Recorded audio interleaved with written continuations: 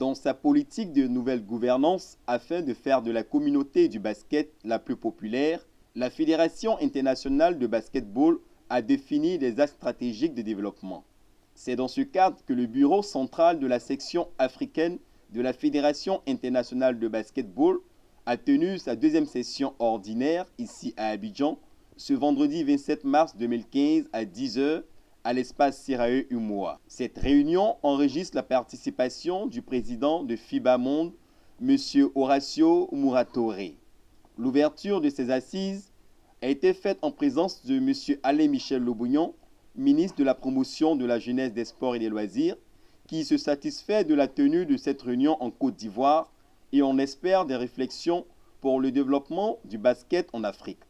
En ma qualité de ministre ivoirien des Sports, c'est avec honneur que je participe à l'ouverture de la réunion du bureau central de FIBA Afrique qui a lieu à Abidjan quelques mois après les réformes qui ont porté sur le basket mondial, mais surtout quelques mois après l'adoption par la Côte d'Ivoire de sa première loi sur le sport. C'est la preuve que mon pays, après les années de gloire de certaines disciplines sportives, a choisi d'ouvrir la voie et d'indiquer le chemin de la professionnalisation du sport qui est devenu aujourd'hui une véritable industrie et qui crée ailleurs des richesses et contribue à offrir à des millions de jeunes de véritables opportunités d'insertion socio-économique. Hier, le basket s'apparentait à une véritable activité de loisir pour bon nombre d'athlètes qui sont devenus aujourd'hui de véritables décideurs au niveau de FIBA Monde.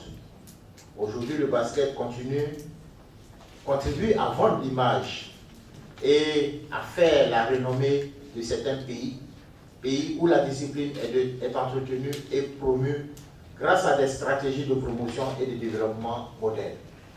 C'est pourquoi le gouvernement ivoirien reste très attentif aux travaux de votre bureau central.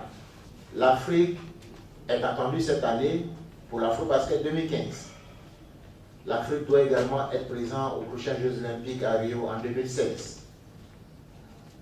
Mesdames et Messieurs les Présidents, il me plaît de souligner la nouvelle orientation que le gouvernement ivoirien veut donner au sport en Côte d'Ivoire.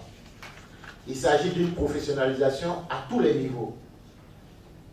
Il s'agit de professionnaliser les instances fédérales du sport ivoirien. Il s'agit de professionnaliser les compétitions sportives. Il s'agit de professionnaliser l'environnement des compétitions sportives. Ce qui signifie que le basket n'échappera pas.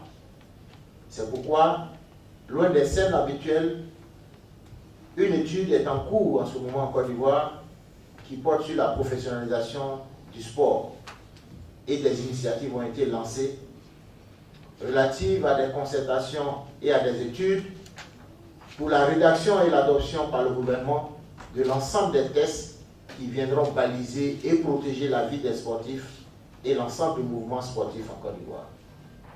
Mesdames et Messieurs, il ne s'agira pas pour la Côte d'Ivoire de s'ingérer ou de caporaliser les fédérations sportives.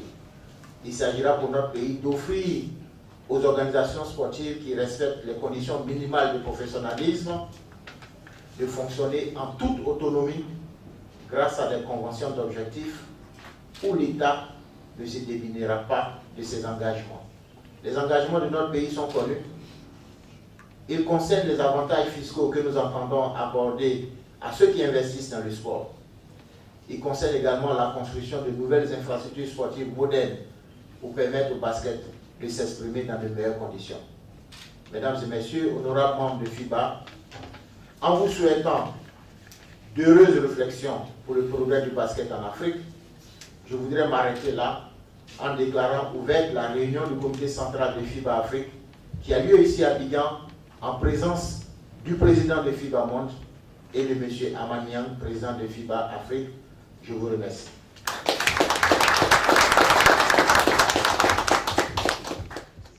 Pendant 3 jours, l'équipe de M.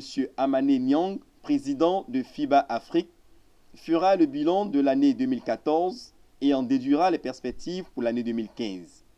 Aussi, elle échangera sur la question des places à pouvoir pour l'Afro-Basket 2015.